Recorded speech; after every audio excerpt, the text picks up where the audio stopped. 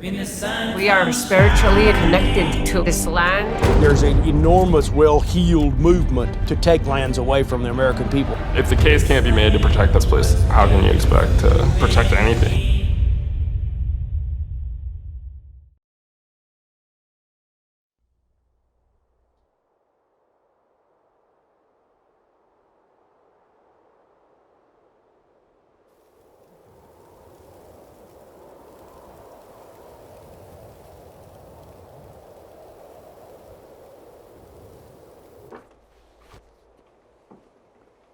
I grew up in North Alabama. We lived in an old log cabin. And all I wanted to do was be outside.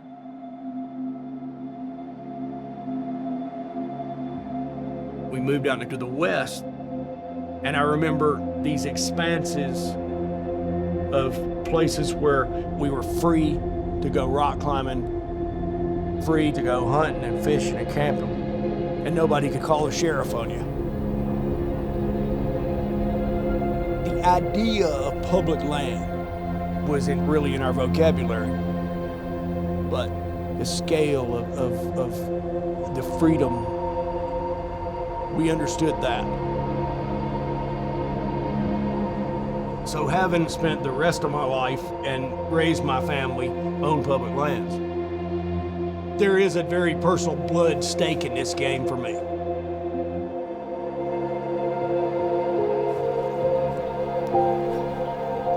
My people have lived and survived off these lands for thousands of years.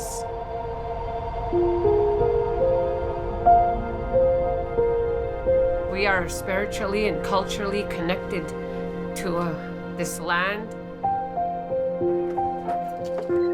And there's a lot more people waking up now. We're taking a stand and we're taking back our home. So, ready for the fight because we're not gonna give up.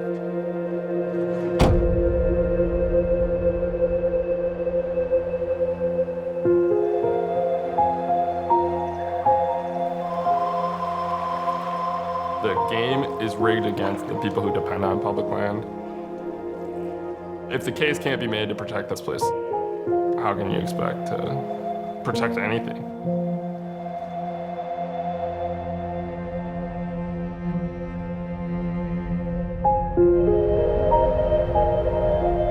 It's a unique moment in this country's history. And this is really a story about coming together and reconciling differences for the sake of the landscape and the people.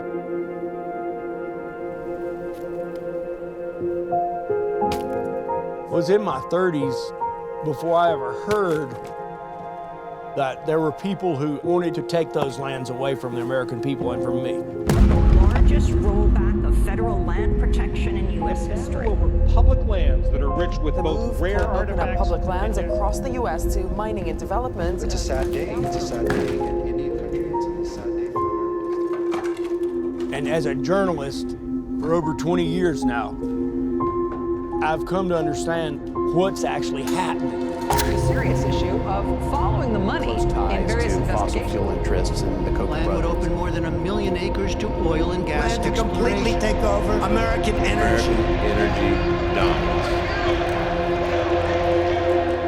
But what's at stake is this enormous common wealth, the American system of public lands.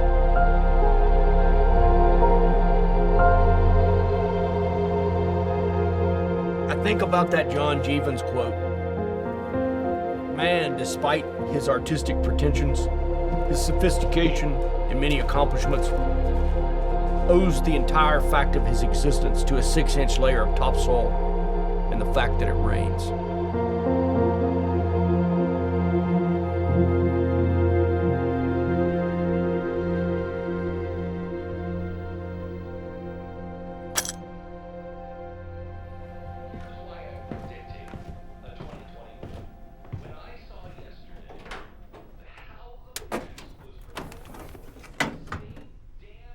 This is actually what I started out doing.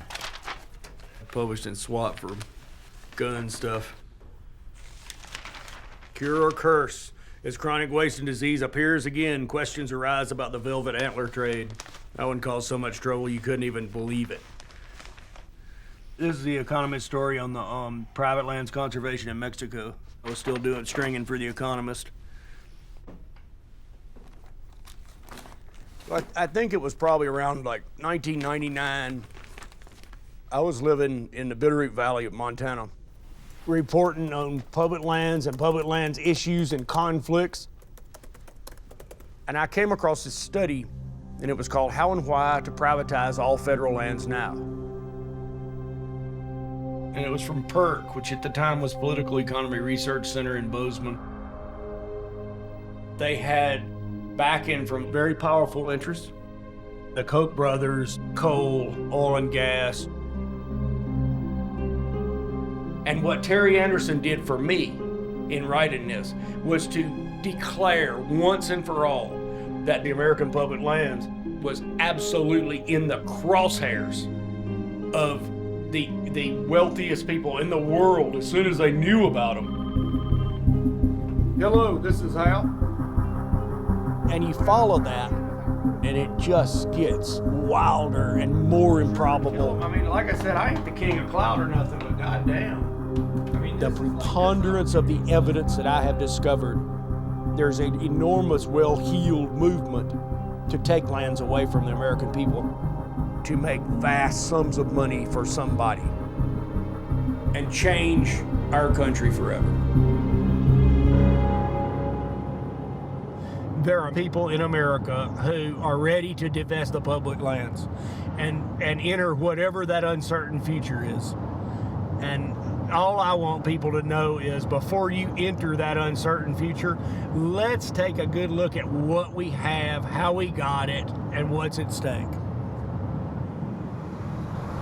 When most people think of public lands, they usually think of national parks. But the vast majority of the public lands are not in parks.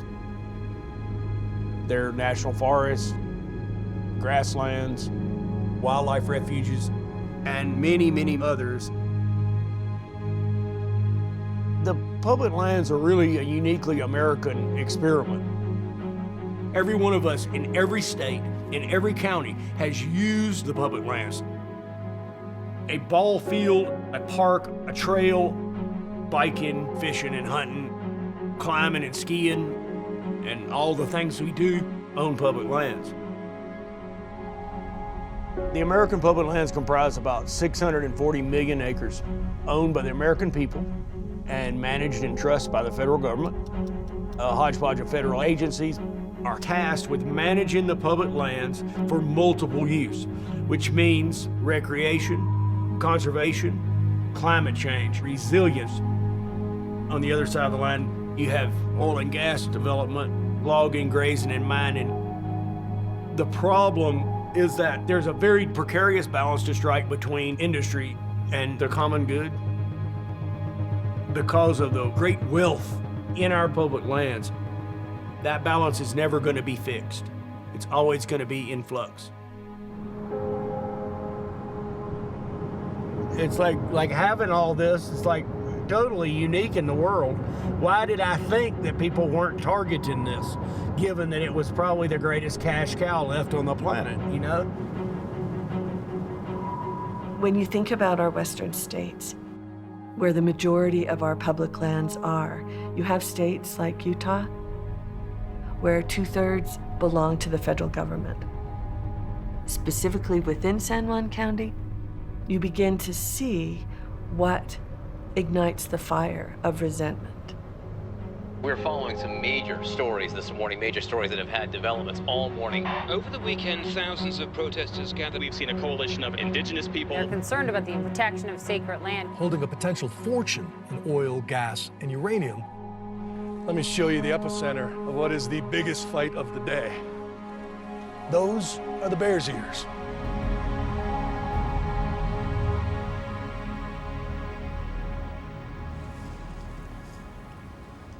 Who did this art? Well, as I was saying before, I believe that it has That petroglyph right there, that little rock art piece, is the Wolfman panel. Which one? Right there. Yeah. Oh, that man, that like guy. I got you. I didn't see that. Yeah. Yeah, but again, we're talking about this from a Euro-American Western view, right? Sure. Them naming it Wolfman panel. Right. Probably have no idea what this place really is. Yeah. Which is fine for me. You know, Bears Ears is filled like thousands upon thousands of ancient sites and beautiful rock art that are literally our kind of Library of Congress, if you will, on the wall. Inside Bears Ears, there's probably like 200,000 different sites. You can't go anywhere in this landscape in any direction without running into something.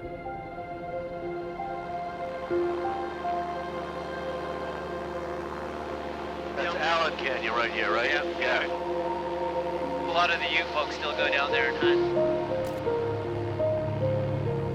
When I was a kid, I grew up just wandering around in the canyons, hunted with my uncles, exploring all the different ancestral sites. When I'm out there on the landscape, my relatives, my ancestors, they're here. Feel it in my body, feel it in my mind, in my spirit, and they're always with me. Astounded. You wanted to see the uranium mine too, correct? Yeah. So, you know, uranium in general in this area has been pretty controversial.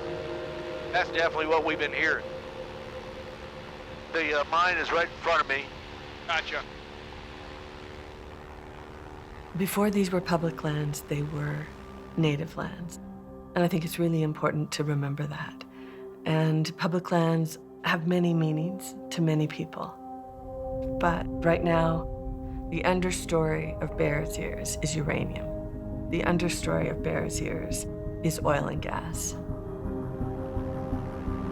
We've had a long legacy of oil, gas, and uranium extraction in these areas. Dried up springs and the contaminated water. You can just see like how the landscape is just decimated and scarred. It's really just been take, and run. I believe we are in a climate where if we do it right, the lands in our state could be revenue productive. And we are joined today by leaders in business. When you start connecting the dots, you see Utah politicians opening the doors to industry without any regulations, without listening to Native people. This is Team Utah. This is what Team Utah looks like, and as we move forward... People will say, oh, the public land belongs to all the people. It belongs to all the people. I'd like them to tell me which part is mine because I want to sell it. I'd drill in a cemetery if there was oil there. It's as if there were oil and gas under Notre Dame, and somebody chose to make the money on that oil and gas rather than preserving the cathedral.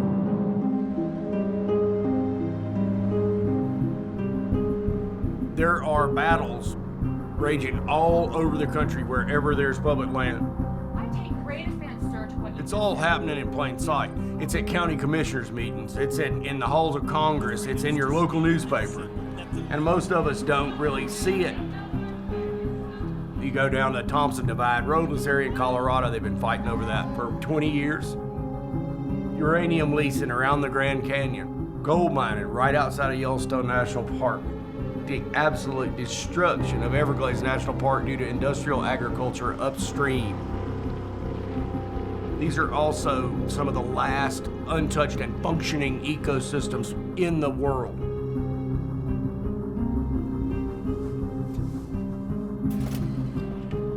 What's been clear from the beginning is that if there is a valuable resource of any sort on public land, there's going to be a conflict.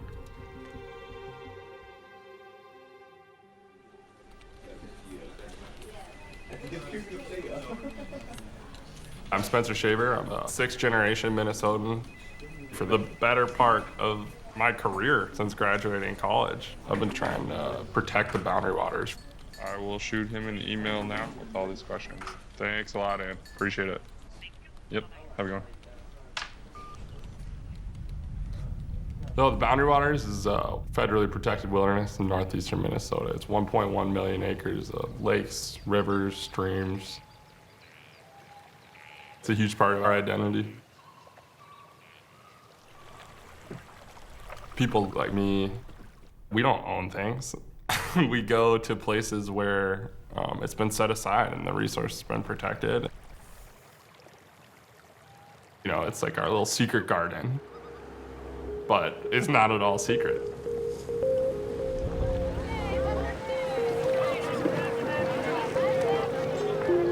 140,000 jobs in Minnesota are outdoor industry jobs, right? It's a huge regional economy dependent on the Boundary Waters. The Boundary Waters has been protected in various ways for, it's been almost 100 years. Originally, people came here to work at the taconite mines. The Iron Range was crucial to the war effort in World War II.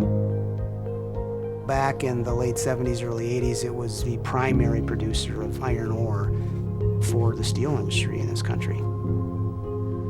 And that's really changed.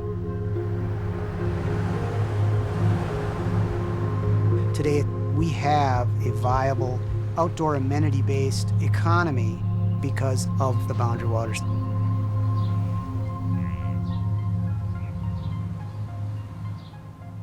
About 4 or 5 years ago, a mining company, Twin Metals, Minnesota, started buying up mineral leases on public land. So you can see here, like the red, these little red blocks, those represent mineral leases. So there's 2 of them. The Spruce Road deposit is right next to the edge of the Boundary Waters Community Wilderness. They're looking to develop an industrial scale copper mine on the edge of the Boundary Waters. This type of mine has never been proven to be successful in a water-based environment or a wet region. Copper nickel, it has a significant component of sulfur in the rock. When you expose the sulfide to air and water, that turns into sulfuric acid, which is a really potent toxin. So the concern, obviously, is that any dam breaks, I mean, anything that can happen with a mine, it's going to have a major impact on downstream water. Twin Metals is a subsidiary of a larger Chilean mining company called Antofagasta, a foreign corporate mining conglomerate.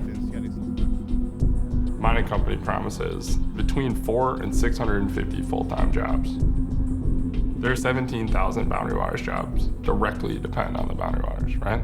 The Chilean company that wants to build this mine isn't doing it to, create economic growth in northeastern Minnesota. They're doing it to get as much mineral wealth as they can and take it out. In amongst the people that you know here who are big proponents of the mine, any of them concerned that a Chilean company wouldn't necessarily have the best interests of Ely, Minnesota at heart? No. Does that ever come up? I've tried bringing it up, and they don't care. They don't, because to them it's just foreign investment coming into the community. Like, to them it doesn't really matter who owns it, it's the fact that a mine's going to be open, and they're all gung-ho for it. There's one of these copper mines in 2014 in British Columbia called the Mount Poly Mine. And one of their retention ponds where they store all this wastewater burst.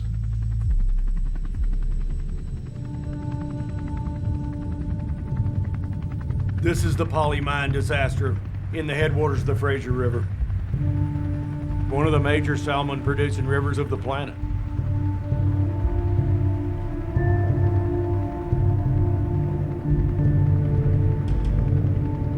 The same company that designed the dam that failed here has been engaged to do the tailings on the copper mine in Minnesota at the Boundary Waters. The mining company went bankrupt, and they left the taxpayers on the hook to pay for the cleanup, right? And it cost them $40 million, and the mining company paid nothing. How we got all our public lands mixed up in all of this, I'm still working on that one.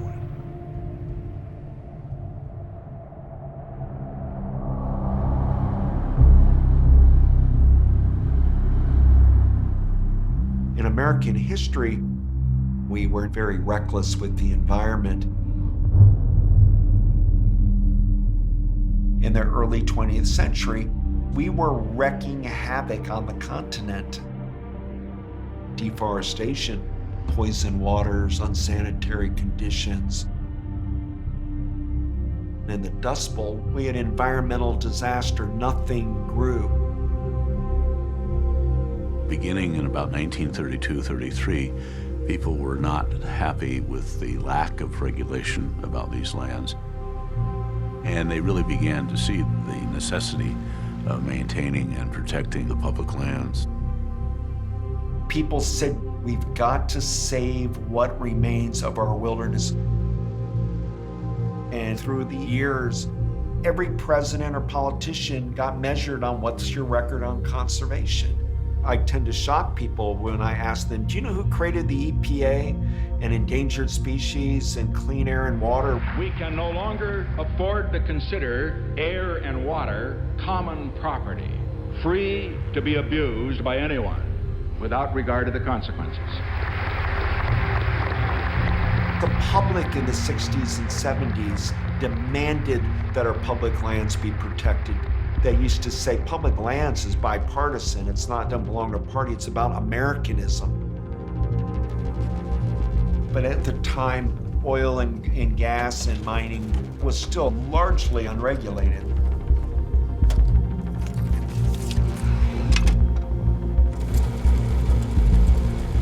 After World War II, they created the Bureau of Land Management.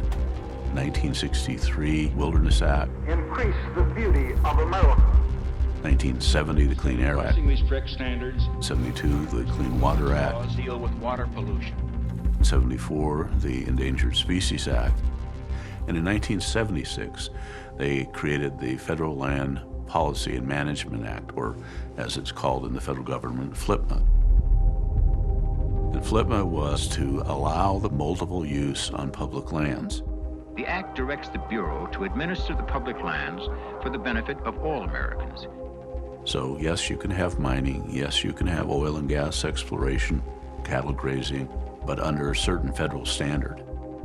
So now all of a sudden there are all these restrictions on cattle grazing on public lands. So farmers and ranchers were quite upset. Ranchers are complaining that the Bureau of Land Management, BLM, doesn't identify with ranching problems. What we think of as the Sagebrush Rebellion began in 1976. There were genuine cattlemen who had a lot of anger over management of public lands. As the Sagebrush Rebellion progressed, there was kind of an evolution of this anger into political theater. The rebellion floundered until last summer, when Ronald Reagan pledged his support during the campaign. I don't know about you, but I happen to be one who cheers on and supports the Sagebrush Rebellion.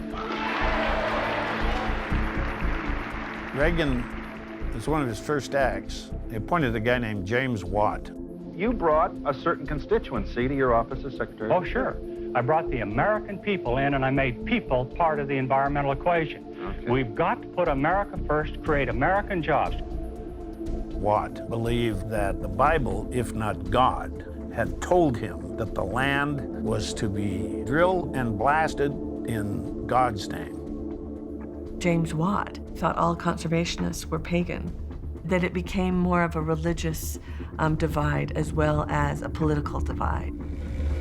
The Reagan administration used the Sagebrush Rebellion to turn the people against the federal government.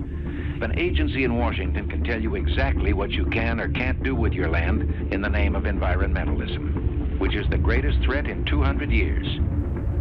And people embraced it with incredible fervor. It's the bureaucrats forcing regulations down on us. We're not going to back down, we're not going to go away, and we will win this battle. Well, it turned out the Sagebrush Rebellion, including the pitchforks, which they all used to wave on television, was bought and paid for by the big extractive companies. The Sagebrush Rebellion became a facade for other interests working behind the scenes to gain access to the resources on public land. At the same time, there was this massive rush by the oil and gas companies to open public lands. Interior Secretary James Watt allowed the land to be leased at fire sale prices. The low prices allowed coal companies to make windfall profits. And that rush continued all over the country. Millions of acres of public lands that probably 70% of the potential oil in the United States is probably hidden in those lands. This is particularly true of part of Alaska.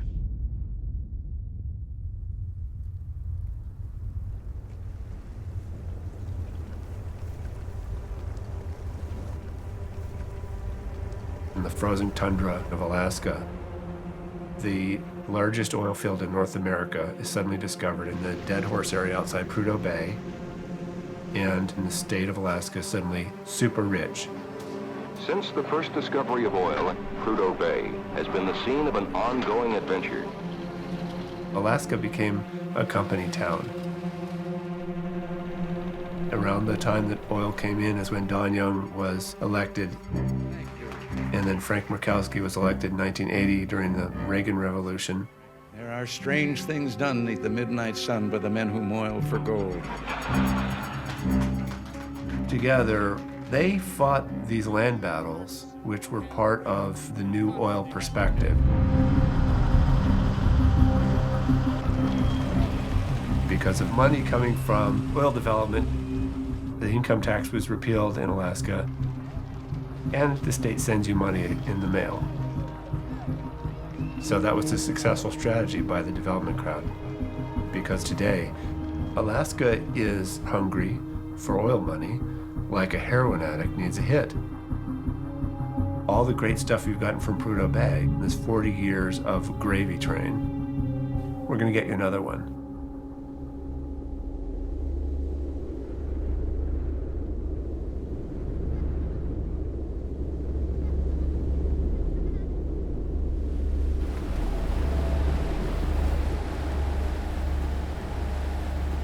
The Arctic National Wildlife Refuge is sacred lands to the Gwich'in, known to my people as Jikwatsan Gondai Godlit, the sacred place where life begins.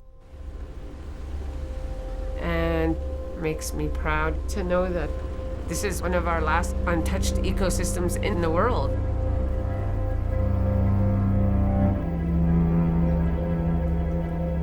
Over the years, 19 million acres has been set aside, which is the size of South Carolina, for one enormous ecosystem called the Arctic National Wildlife Refuge, or what's known as ANWR.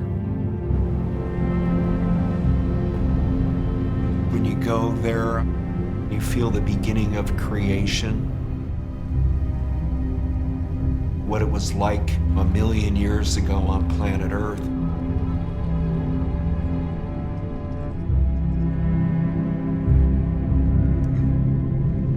It's our Serengeti, and the sensation of being there just once lives within you eternally. It's home to the porcupine caribou herd, this remarkable migration that happens every year across thousands of miles. It's some of the last best wildlands that we have left on the planet.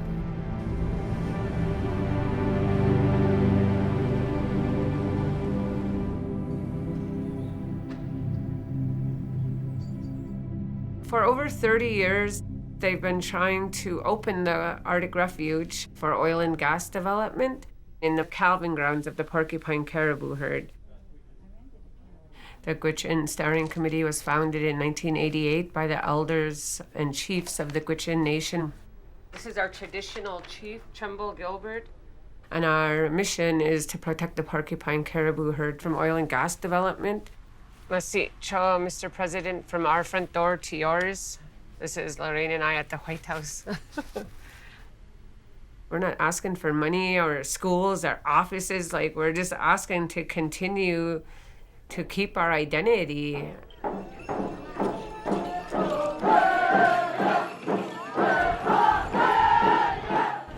For over 40,000 years, we migrated with the porcupine caribou herd.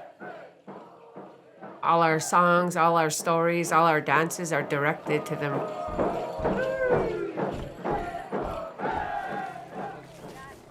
The porcupine caribou herd is 80% of our food diet. Primary source of food is just what we can get on the land. Yeah. That's how we survive. You know, if you take a look at the boundaries of the Gwich'in Nation, our boundaries are very, very similar, almost exactly the same as the porcupine caribou herd. And so it's a life-giving herd, and it gives life to the Gwich'in people. So the most important part is the calving grounds up here, right on the coast, and that's where they want to drill. So the whole refuge is 19 million acres, but this 1002 area, that's a critical habitat for the porcupine caribou herd. That's got the highest potential for oil, and that's been the political football that's bounced back and forth for all the decades since. This area consists of 1.5 million acres. We're begging to access a small fraction. It's like the hair on your head. You pull one hair, you're not going to miss it. Old Mother Hubbard went to the... Dan Young is the prototypical 1960s era dinosaur. Your constituents are paying for this 1002 area is his big battle. Because it's green. Don Young. Yeah, he's something else. Parts that you just be quiet. Well, you why? be quiet. You don't own me. I don't own the coastal plain, because that got pretty personal. Now, if you want to argue, I'll argue with you later. Okay? Okay. All right. I represent Alaska. You see anything different with my nose right now? This little dot on my nose, I weigh 225 pounds. This little dot is what we're talking about, the 1002 area. I mean, first of all, the 1002 area is 1.57 million acres. Then they say that they're only going to disturb 2,000 acres of it. They're counting that where it touches the ground. They're not counting the entire extent of the pipeline. So they were clearly lying about what their criteria were, and they wouldn't say what they were trying to do, which is to make another Prudhoe Bay in the Arctic National Wildlife Refuge. What started out as a discrete oil field at Prudhoe Bay spreads and spreads and spreads, which always means pads and pipelines. No matter how sensitively it's done, you can't get oil out of the ground and in people's cars without putting a web of pipes over the refuge. And then finally, there's this issue about infrastructure. You know, if you really think that climate change needs to be dealt with, don't build infrastructure to do fossil fuels that's going to last for 50 years. Because we're going to lose our spawning grounds. We're going to lose the rest of the migration from the caribou. That's going to be gone. Right, there wouldn't be no Gwich'in people if there was no caribou. Yeah, and that's the way I look at it. You know, if it wasn't for those caribou, then, you know, I probably wouldn't be standing there. And I was interested to hear about the caribou. It's not about the environment or the caribou, it's about economics. We need more. And I tell you, Mr. Chairman, I want to believe the people, not the Gwich'in, because they're not the people.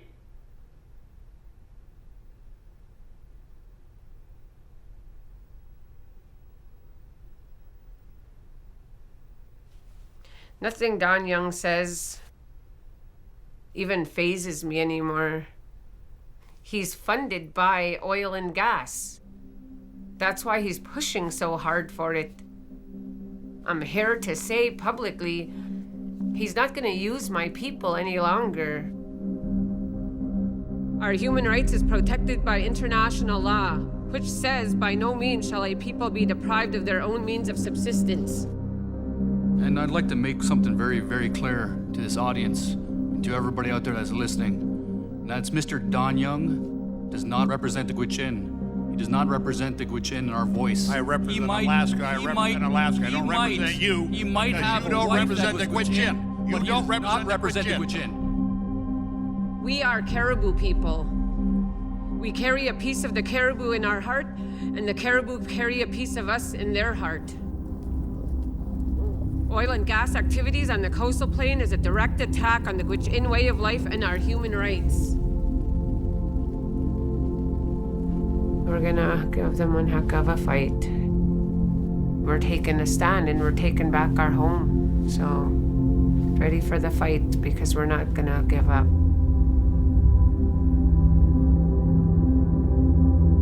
There could be like hundreds of billions of dollars sitting underneath that tundra. And people really, really want it. They want the money. And so they say whatever they have to say to get it open. We do have an emergency. And if we don't take steps now to recognize our increased dependence on imported oil, one wonders when we will.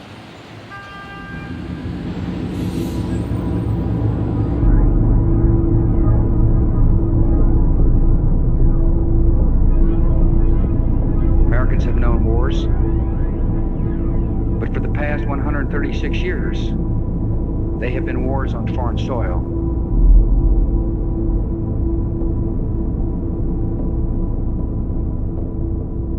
After the attacks of 9/11, all of us realized that something was drastically wrong about depending upon overseas sources for our energy.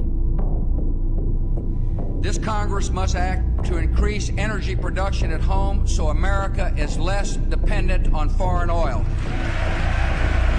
Energy independence. We can make that a major focus of America. Energy independence. 4th of July could become Energy Independence Day if the American people decide to take this seriously. And we put the throttle down on energy development on public lands. Drill, baby, drill, and mine, baby, mine. We will drill here, we'll drill now, and that's when you start the chant, yes.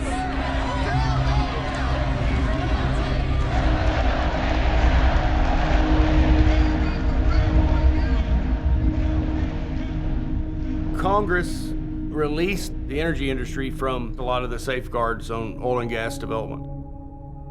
And there was a lot of money being made under the catchphrase, energy independence. That pump of the American public had been primed with anti-protection and anti-federal government fuel. And those things had predictable outcomes.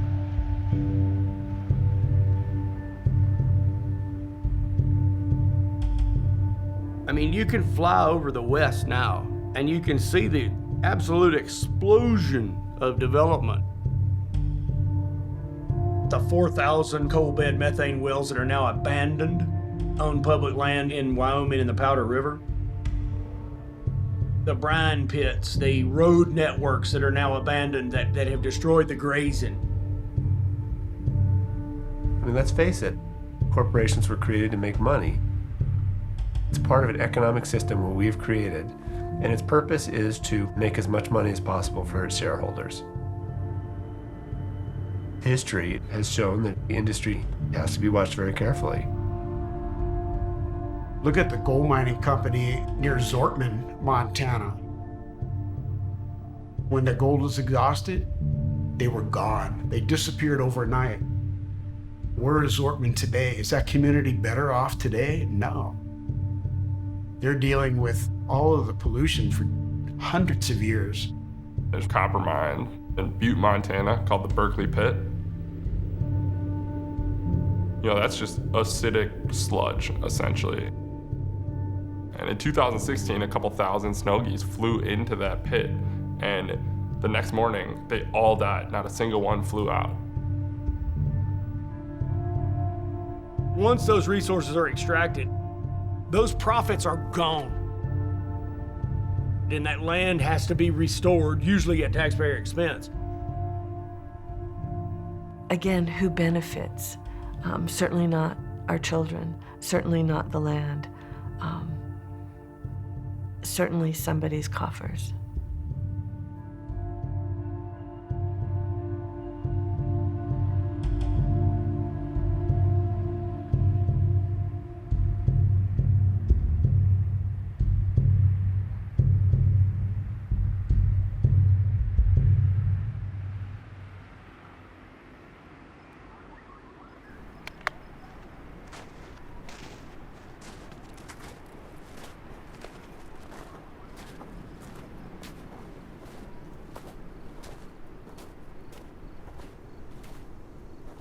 I tend to think of like my life as a writer was inspired by direct experience on public lands.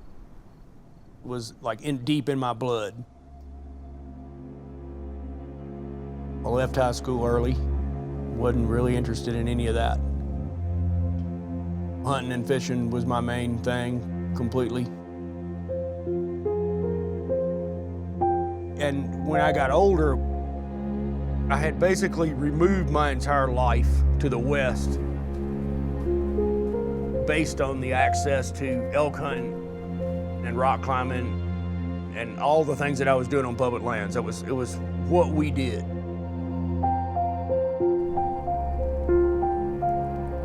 And I eventually realized that it's wonderful to have these public lands. But you run the risk when nobody knows about it that eventually it'll disappear because there's nobody there to fight for it. There's no constituency. So I traded my 20-gauge shotgun for an Apple II computer, and I put it in a car, and I've kind of made a statement that this is what I'm going to be doing now. To produce information for the American people, and then they can determine what to do with that information. In an increasingly overpopulated and regulated and rule-filled world, we have these vast spaces where your children can go swimming in the creek or the river, where you can go hunting with your daughter, or you can go fishing and be about as free as a person can be in this world today.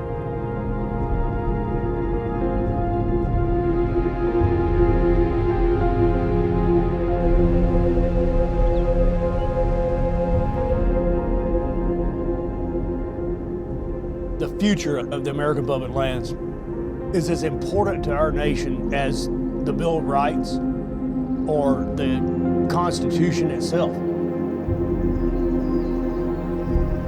The freedom to experience your own land, your own dirt, your own mountains, your own rivers. These are cornerstones of the American experiment.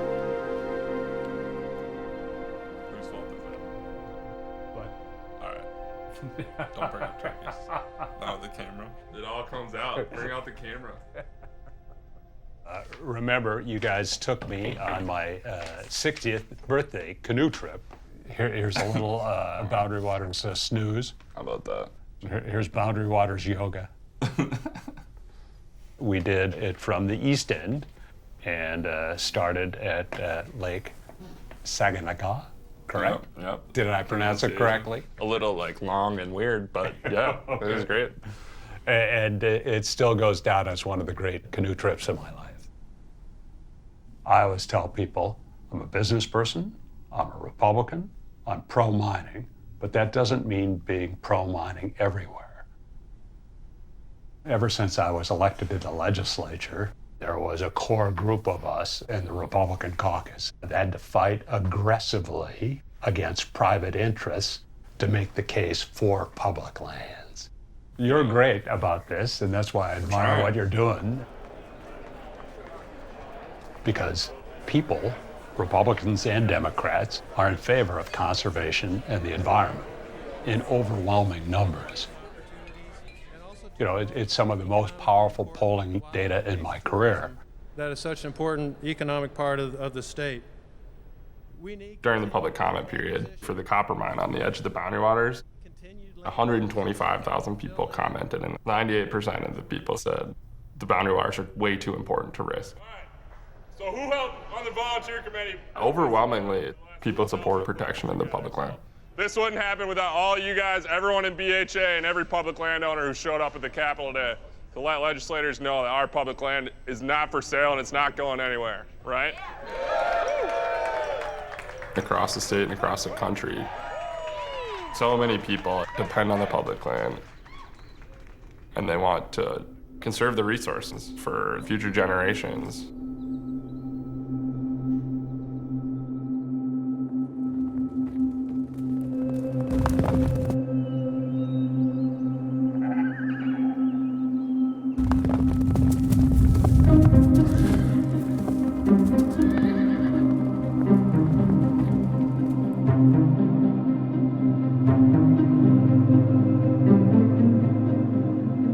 faith. We have been taught that after God created the earth,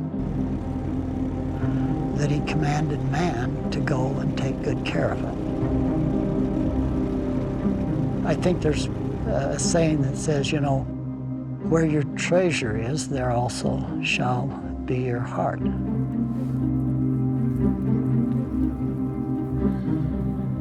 And so you look at the things that are most important to you, and that's where your treasure is.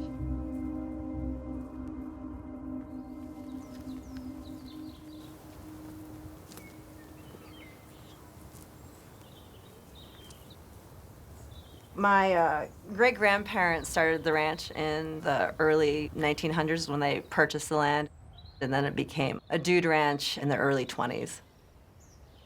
My great-grandparents' ashes are buried over beyond the skeet range over there. And then that cabin that we were riding around where the horses were, I got married back over there.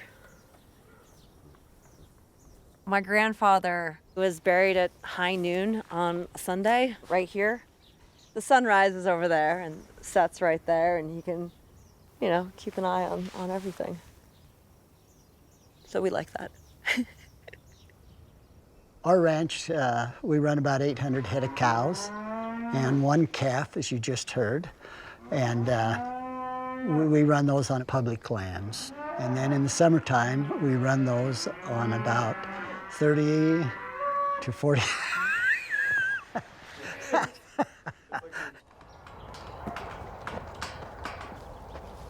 The fact that we raise food and fiber for the country is really important to us. That's part of our heritage. It's part of what we're going to leave for generations to come. So that, you know, that's pretty easy to get up in the morning and want to be part of that. The ranch has a long history of a conservation ethic that my great-grandparents started. We have also a unique responsibility to take care of our rivers and our streams. We're not the only ones occupying this place. We have all the wildlife. So we do have a responsibility in that respect. The best neighbors you can hope to have are ranchers because they have chosen to keep the prairie right side up. So to make sure to help them stay viable, the people of the United States have made a deal, if you will, to make those grazing lands available to them at a rate much less than would be available were the land's privately owned. I rent 350,000 acres, but all I rent is the grazing. I pay the rent. I do what they tell me to do. I take care of the water and the fences and the grass. This ranch covers 350,000 acres. And without public lands, I would have had to have been very, very wealthy to have acquired all those acres. And so, believe me, ranchers that can ranch on public lands are very blessed. Without the public lands, ranching in this part of the world would be almost impossible.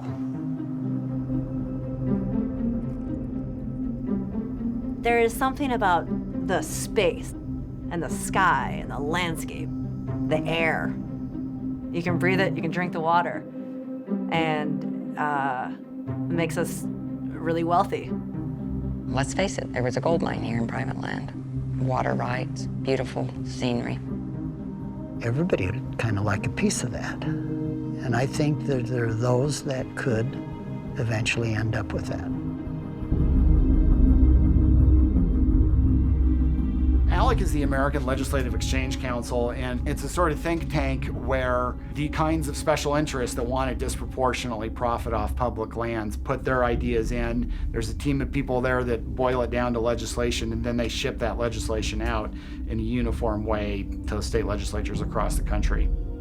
ALEC authored this doozy called the Disposal and Taxation of Public Lands Act, which says, 1. The United States shall extinguish title to public lands and transfer title to public lands to the state.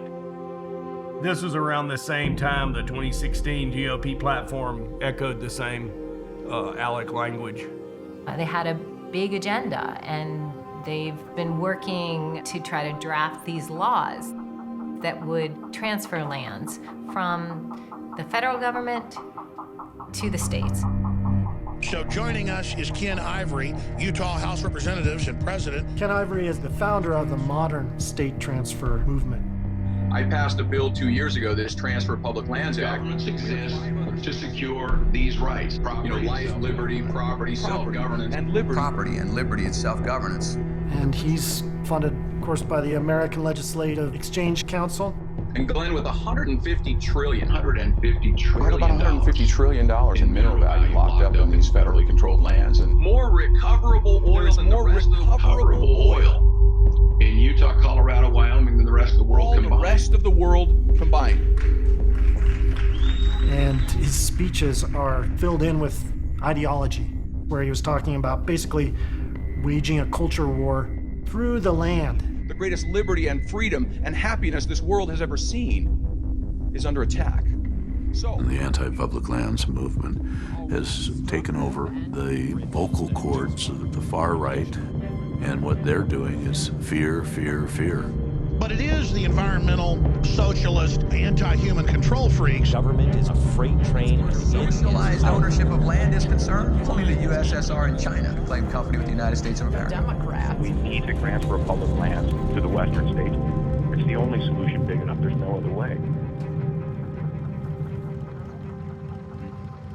I think groups that think we can manage public lands privately, I don't think they're thinking straight. Ones that are going to be able to afford the land are the ones that have pockets deep enough to actually buy it. And that's not going to be a rancher.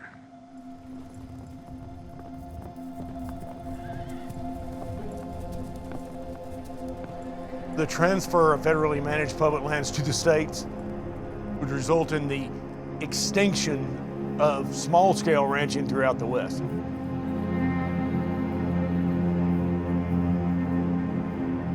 In particular in Nevada, the state budget director's office had told me that we had no capacity, no financial capacity to manage federal lands. If we were given the federal lands, we would have to, this was a quote, we would put them on the auction block as fast as possible because they have no financial capacity to manage such a vast area of land.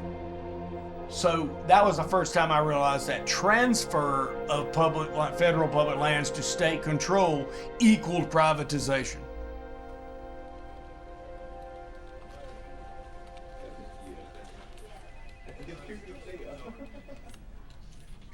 My name's Lan Tawney, and I'm the president and CEO of Backcountry Hunters and Anglers. Conservation is a blood sport in a lot of ways, and if you don't get engaged, you lose. I think a lot of people think in this country that their voice doesn't count anymore, right? And really what we're trying to do is make sure that they know that they can use their voice, and then when they start using that voice, really amplifying that, right? Mr. Chairman, I believe we must work to transfer authority and ultimately funding to those local jurisdictions and sheriffs. So Congressman Chaffetz from Utah introduces a bill to sell 3 million acres in the West.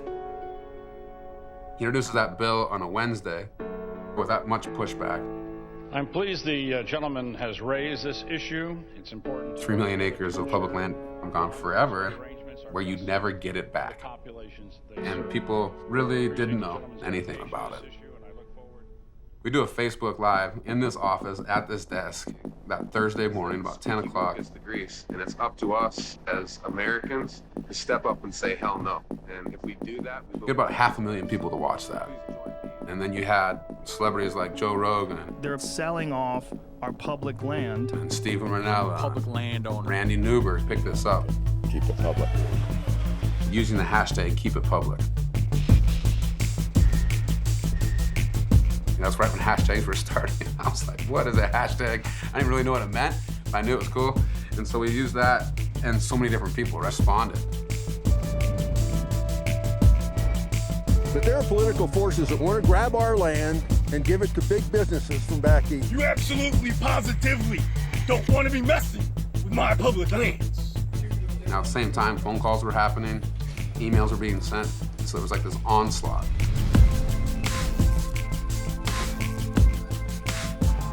And we had rallies in New Mexico. We had a rally in Boise. Massive turnout this morning with Idahoans from every corner of the state. Montana. People from across Montana gathered to advocate for public lands in the state. Colorado. These were all the biggest public lands rallies they've ever had. God bless you. God bless Montana and our public lands. A week later, Mr. Chaffetz on Instagram, wearing camo, and he's holding this dog that does not hunt. Like the dog, I don't even think it's his dog. And he's like, I hear you. And he says, I will not do this anymore. And he uses the hashtag #KeepItPublic at the very end of his post. To me, that's one of the silver linings of these pressures that are on our public lands and public waters right now, is it's an awakening of the people. And that's the way things get done in this country. When you're complacent, sure, things are done to you. But when you unite, they have to listen to you.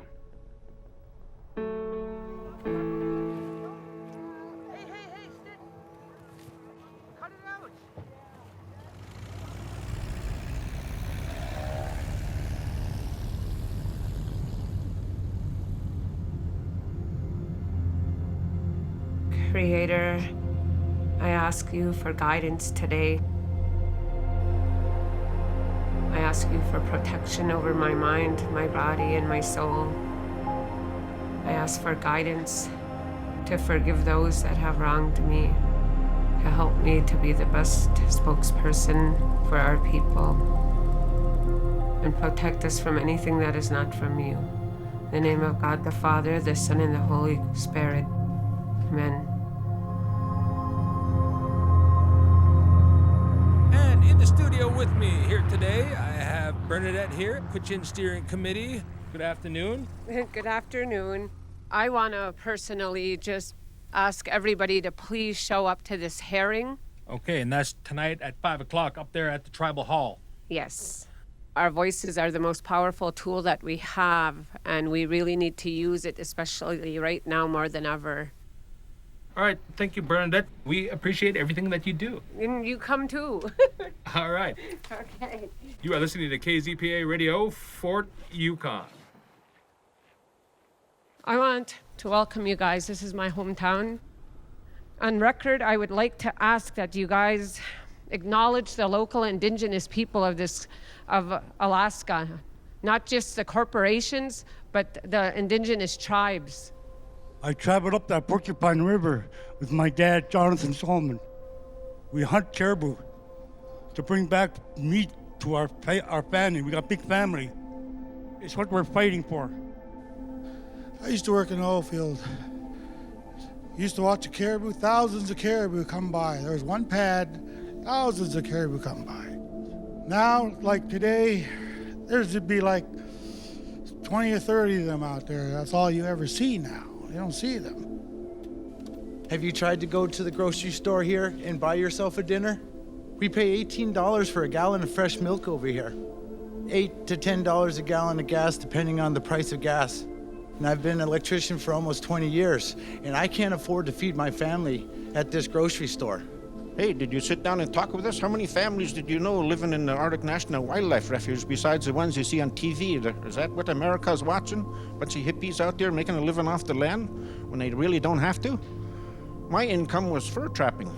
I never had a regular job in 30 years. I'm not going to retire to Palm Springs. North to Alaska just don't work for us. Yeah, we're going to die here.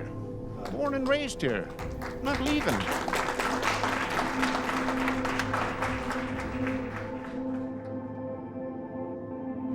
But just having everybody share their input, and man, it was just amazing. Makes me happy. Fort Yukon ain't gonna come bully anybody over here. We have a lot of good people standing up everywhere. I see it. It makes me proud and it gives me hope.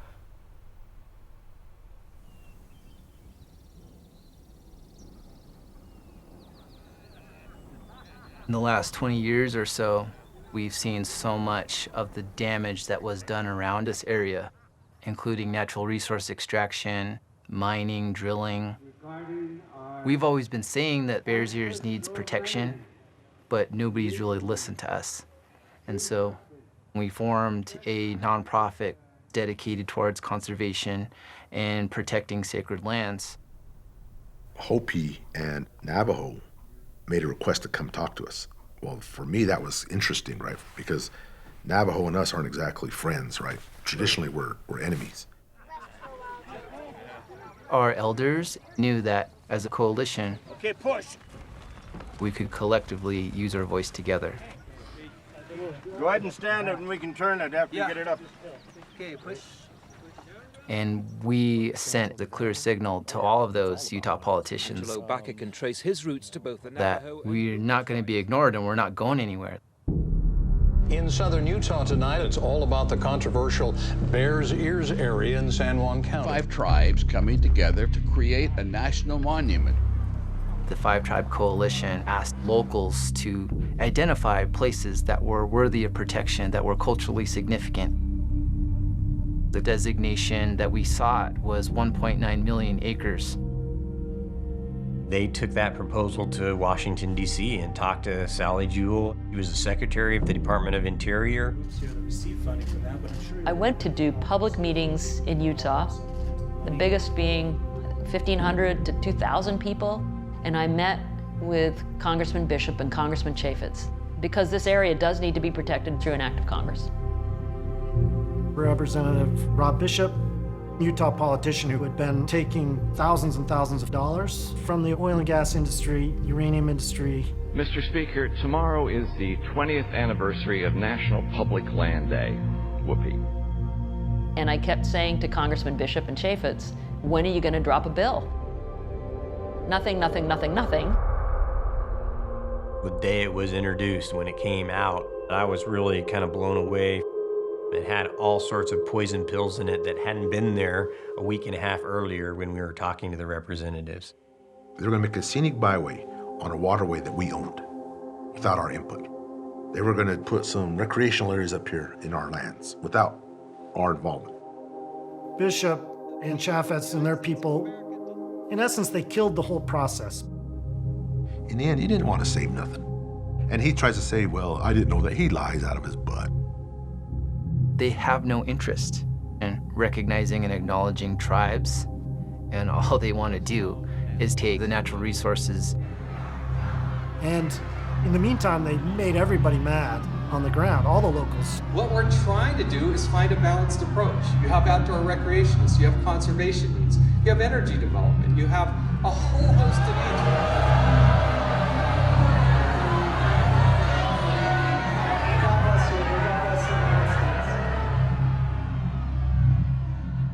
We always thought if we couldn't get something done in Congress, the tribes might need to go to the president and use his authority under the Antiquities Act to protect this place. The Antiquities Act passed during a time when many of our public lands were being exploited for personal gain. The great fundamental issue now before our people can be stated briefly. Presidents like Teddy Roosevelt used the Antiquities Act to stop activities on those landscapes that were threatening that resource. TR went to the Grand Canyon and they were going to mine it, and he said nobody's going to touch it. So he applies the Antiquities Act to the entire Grand Canyon and saves 600,000 acres. And then once TR did it, every president started adding to the system. Do you want to play second fiddle to big business? President Johnson labored long and hard for passage of the bill. In many ways, it's one of the most extraordinary and admirable facets of our national life. George W. Bush signed a national monument saving a marine area off of the Hawaiian Islands. The largest protected marine area in the world. Presidents created these national monuments because the politics were hard. Congress wasn't getting the job done, but the president just said, look, it's something important for all Americans. We're going to protect it. There is unanimous support amongst the Navajo Nation for... As a 5-tribe coalition, we decided that one way or another, we had to convince the administration to use the Antiquities Act to create a national monument. Nobody's ever seen a proposal like we've put together. We've never petitioned the president to use the Antiquities Act consistent with our wishes. This is the first discussion of its kind. We went back and forth to Salt Lake City, to DC. This place gives me the willies. We also have a list of attendees confirmed for the 5 to 6 meeting, and we can get into those details here shortly. People really sacrificed a lot personally, professionally, like even with their families. You know, they barely saw them. They worked day and night. And the fight for Bears Ears? And then our leaders ignited the charge in the media. This is the heart of the Bears Ears Nature Preserve, it seems. And then people from around the world started to realize how important this area was, and people started to pay attention. The Obama administration waited until the very end of his term, waiting for Congress to do something.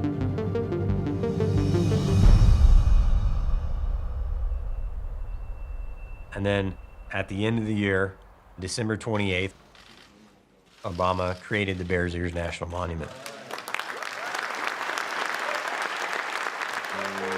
President Obama set aside more than 1 million acres to create Bears Ears National Monument. Barack Obama declared Bears Ears off limits to any new drilling or mining. President Obama's proclamation cited more than 100,000 cultural objects from at least 10,000 years of human history.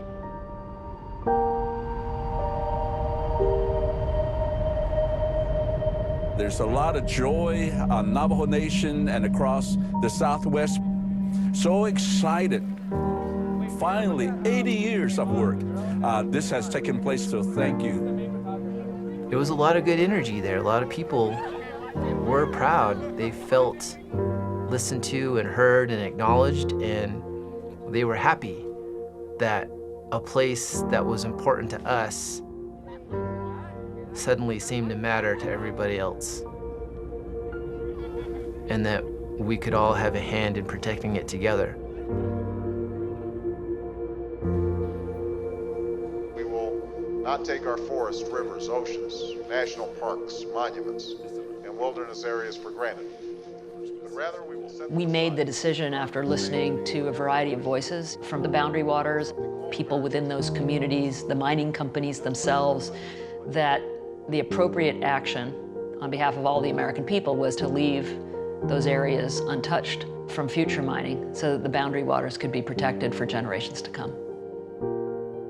I've spent, the better part of my career since graduating college trying to make this happen. I've spent so much time, so much energy. Yeah, I'm happy with the way that this went down as well. How are you celebrating? Shortly after that, the U.S. Fish and Wildlife Service had done an assessment of the Arctic National Wildlife Refuge and recommended to me and to President Obama that almost all of it, 98% of it, be declared wilderness.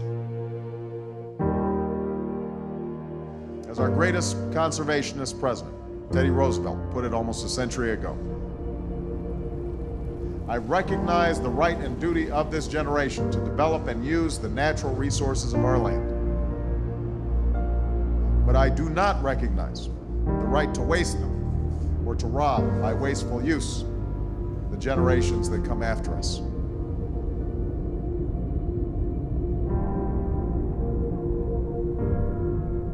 This is not just about my people. This is not just about the Gwich'in. This is about all of us as human beings. And this is our land, all of us. And we have to protect it.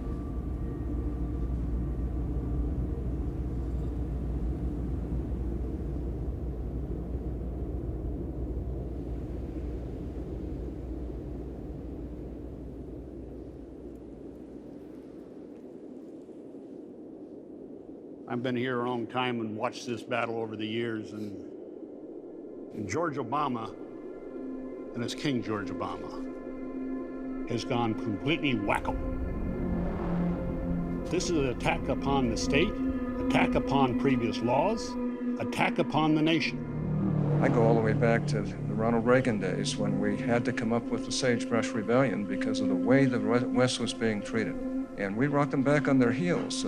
We just didn't go far enough. It's just that simple. But we also had Reagan. In the waning days of the Obama administration, the anti-public lands movement pretty much exploded in fury. It's devastating. They really only want power for themselves. You Satanists want to sacrifice the West. You want to kill a beautiful goddess that is the West. You people are enemies, and we're going to get your asses, and we know what you're up to, and we're coming for you.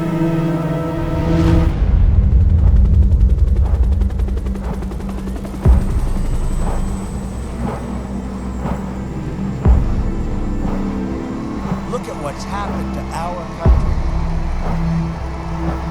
We have people that are selling this country down the drain. We are going to drain the swamp in Washington, D.C. We're draining the swamp.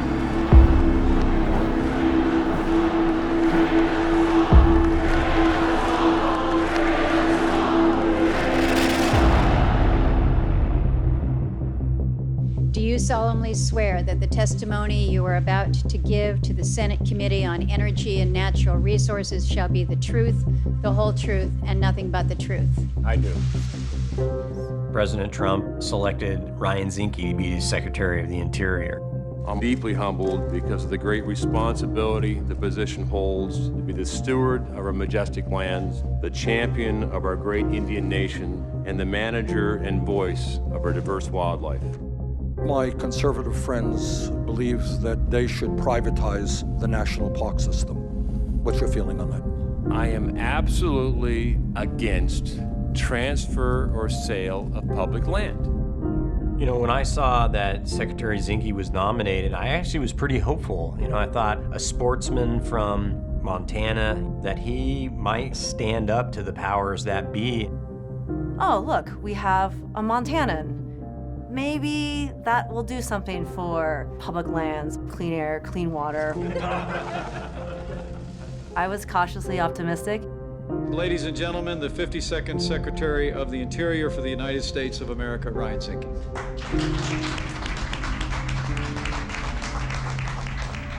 So Ryan Zinke is the Secretary of the Interior. And frankly, when he was appointed, a lot of us were like, okay, that could be worse. At the time, I was the director of the Office of Policy Analysis at the Interior Department, working a lot on the impacts of climate change on people and communities in the Arctic. It was a Thursday night, about 8 p.m. I got a text from a friend who said, hey, you might want to check your email because I've just been reassigned. And I was one of dozens of senior executives that were reassigned on that same night. So in my reassignment letter, it said, now because you have economists on your staff, you know about numbers and math, so we're gonna reassign you to the office that does the auditing and collects the royalty checks from the oil, gas, and mining industry, right? I have zero experience as an auditor. I don't know anything about this. I mean, it was not a subtle maneuver on their part. They were sending a signal, hey, climate change guy, guess what? You're now gonna collect the income from leasing public lands. Mr. Secretary. I realized at that point that this administration had agendas that were designed to serve industry, not the American people. This administration, the president, believe in American energy dominance. The move from energy independence to energy dominance is designed to make the United States the #1 producer of oil in the world. But it's clearly covered to give away leases and land to the extraction industry. Our goal is an America that is the strongest energy superpower this world has ever known. So I'm sitting in this building watching Ryan Zinke. They're meeting only with oil and gas executives and lobbyists. Congressman, can you talk to us about what you're meeting today?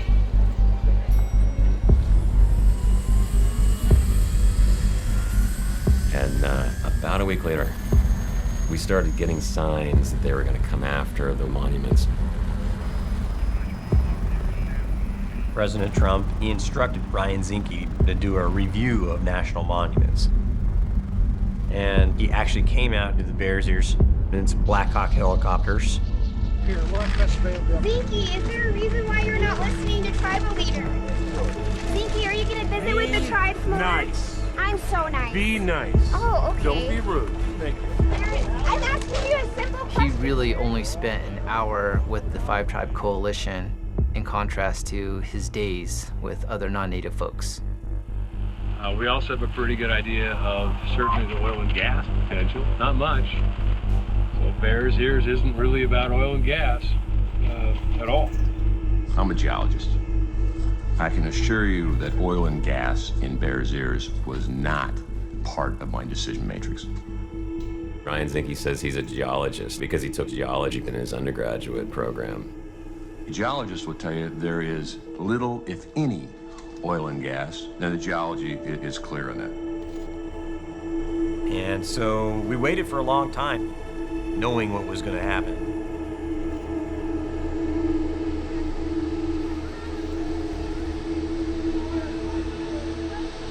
Going to Utah, we're going to be doing something that the state of Utah and others have wanted to be done for many, many years. One of the great, really, events in this country in a long time. So important for states' rights and so important for the people of Utah.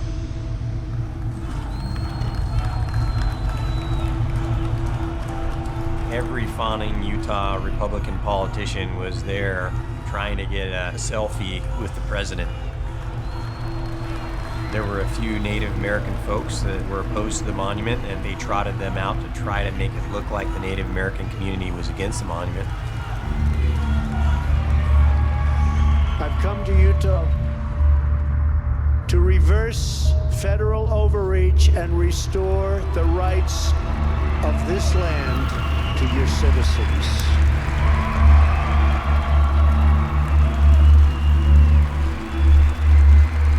Today, on the recommendation of Secretary Zinke and with the wise counsel of Senator Hatch and the many others, I will sign 2 presidential proclamations. These actions will modify the national monuments designations of both Bears Ears and Grand Staircase Escalante.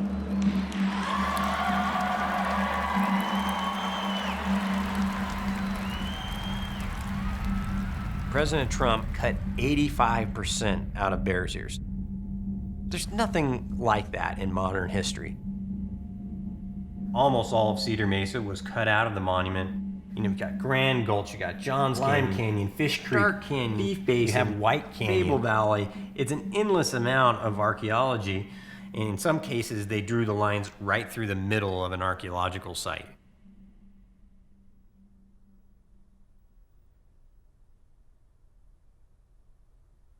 I'm a young person, so I react, and I get pretty emotional. But my elders, my leaders, they show me how to be.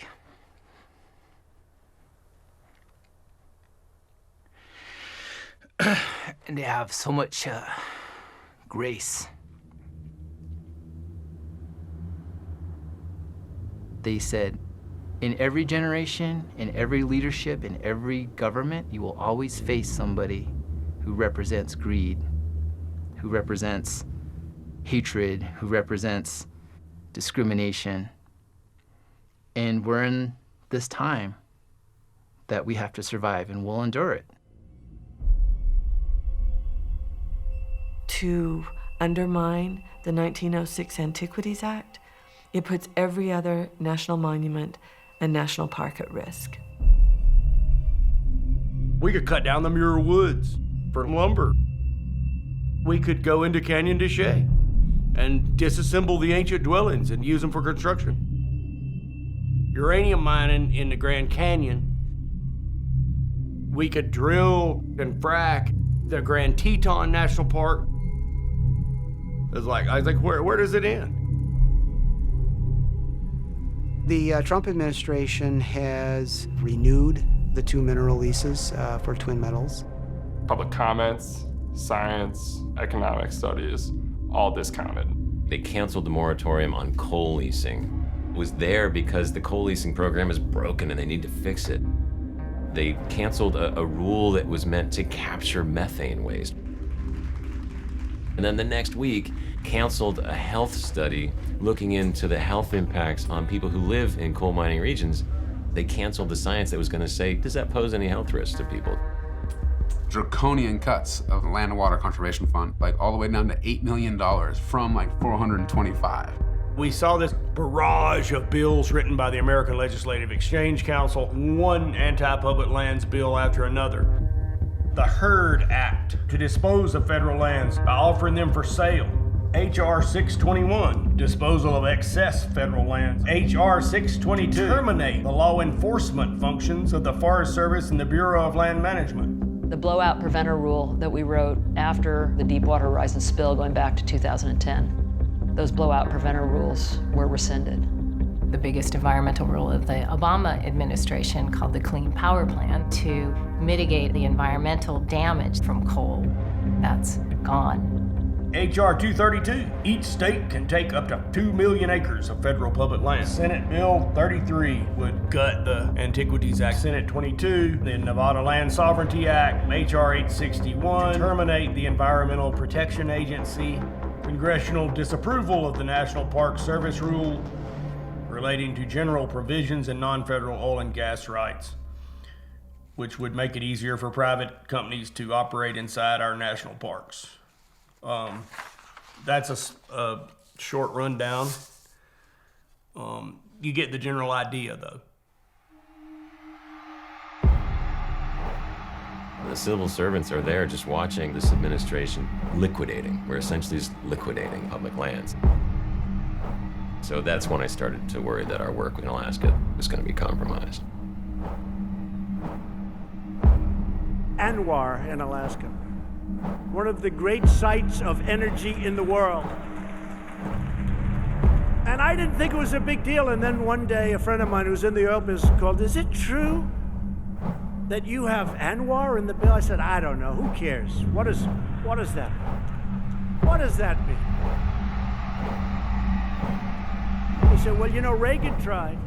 Every single president tried. And not one president was successful in getting it. The Bushes won. Everybody.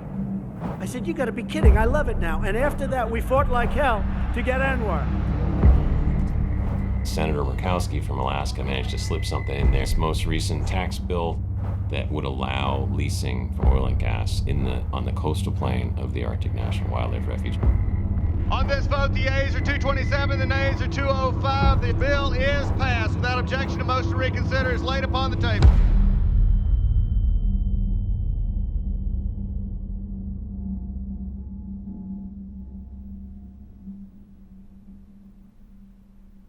I see my people, and I see some of them are angry, mad, sad, frustrated, and some may have even given up.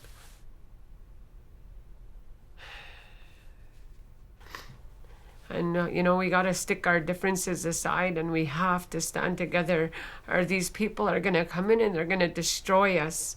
They're gonna destroy our land, our children's future, our ways of life.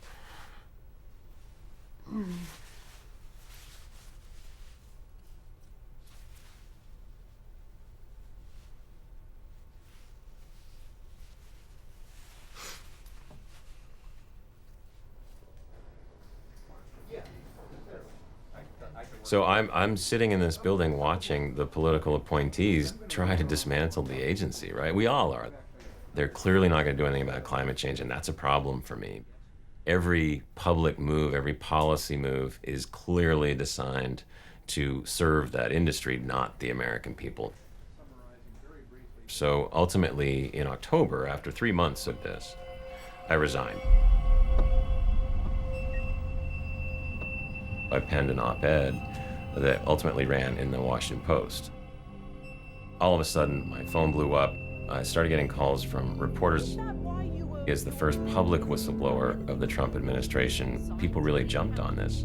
There's a long pattern within the Trump administration of muzzling and sidelining scientists. This is a very systemic abuse of power, and yeah, I think it's important to speak out.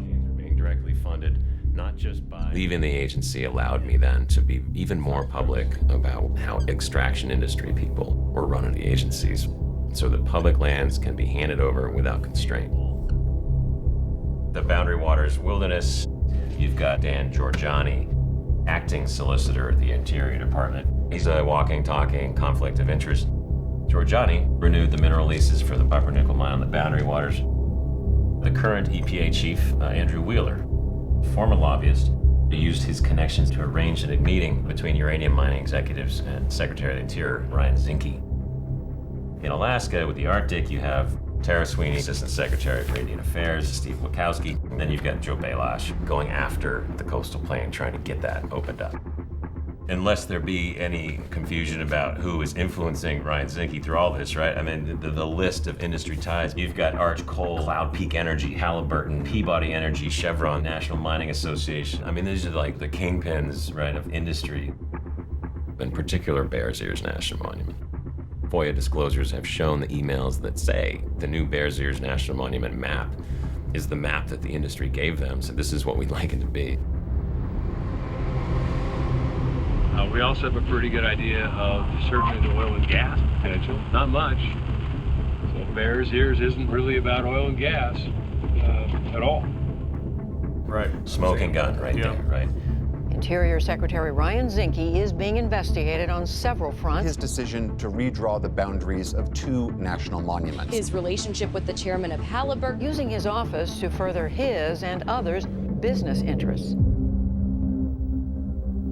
He had become kind of a lightning rod, if you will. I don't think that Secretary Zinke was capable of doing the bidding of extractive industry on public lands anymore. And so he moved over. This morning, the nomination of Mr. David Bernhardt to be the Secretary of the Interior. David Bernhardt, he's somebody most people have never heard of. He has spent his career working as an industry lawyer and lobbyist. Mr. Bernhardt is already well known to many of us. He has extensive experience, and his nomination is being supported by dozens of groups.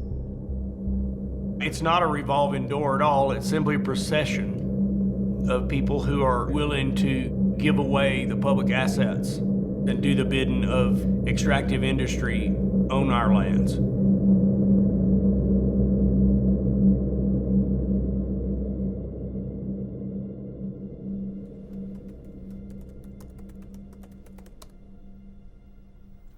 We have regulatory capture of the agencies which manage public lands by industry and special interests, and we have a growing and more powerful privatization movement.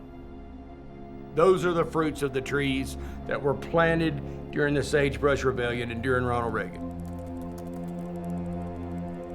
We've arrived at a moment where we're going to decide whether we're going to keep the birthright and the legacy of our public lands, or whether we want to simply unleash the forces of industry and live in a world where everything is for sale. Entire watersheds, entire irrigation systems, elk hunting for Chinese billionaires. I would be interested to see whether we would have any wildlife left other than what's on private land to be hunted by the wealthy. The Mountain Bike Association drawing up thousands of dollars in dues to be able to access a trail somewhere. The amount of money that would fly around is absolutely unimaginable. I could see how it would be a kind of Ayn Randian explosion.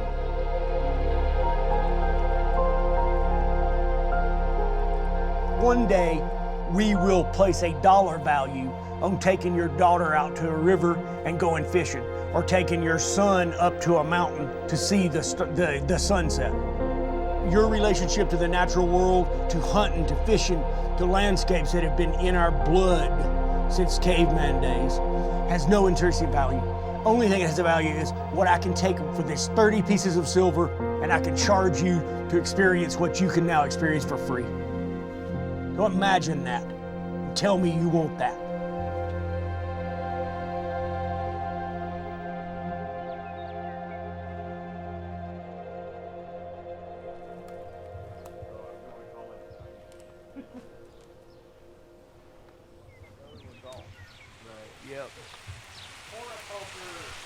We grew giant pumpkins once in the Bitterroot, but look at it blooming.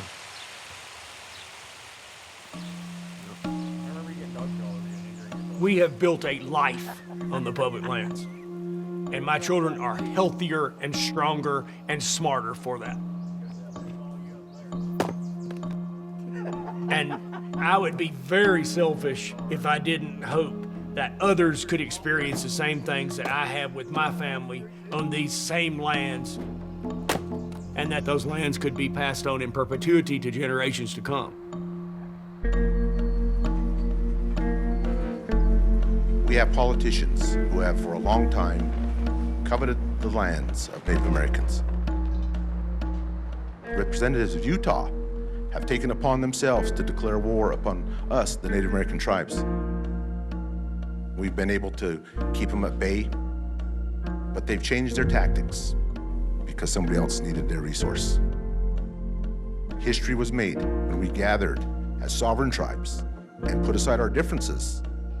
And if they think we're not prepared to protect it, they're kidding themselves. And I'm here to tell you, if it's a fight they want, it's a fight they're gonna get.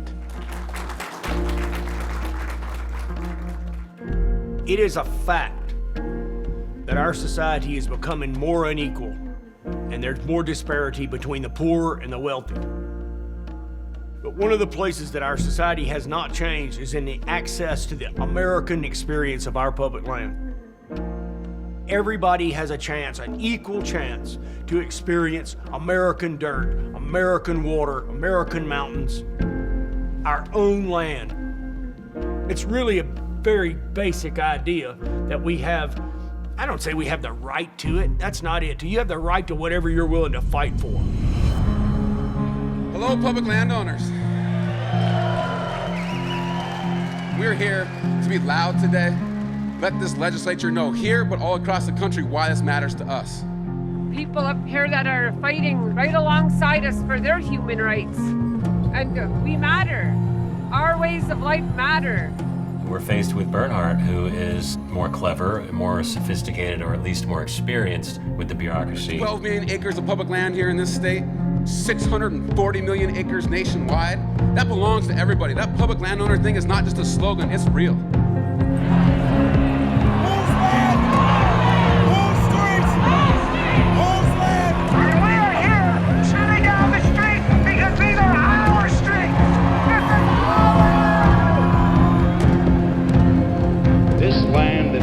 Together is a great land. Enjoy new chances for recreational use. Preserve places like this, we must bring to our work a new spirit of respect and cooperation. Without regard to party, to protect them for all of us and for our children.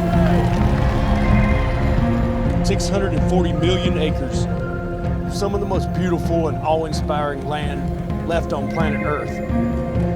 And you own it.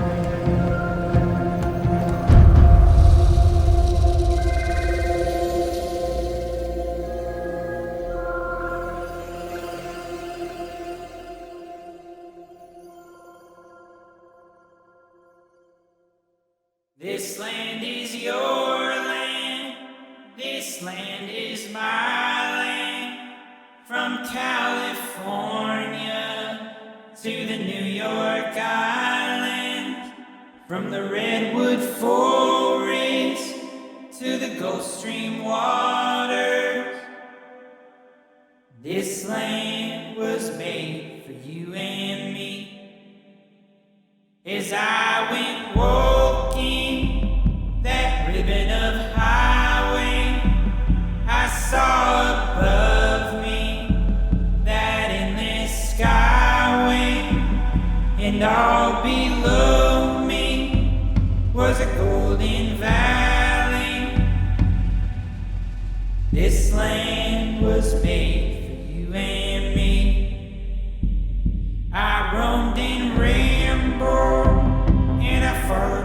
footsteps to the sparkling sands of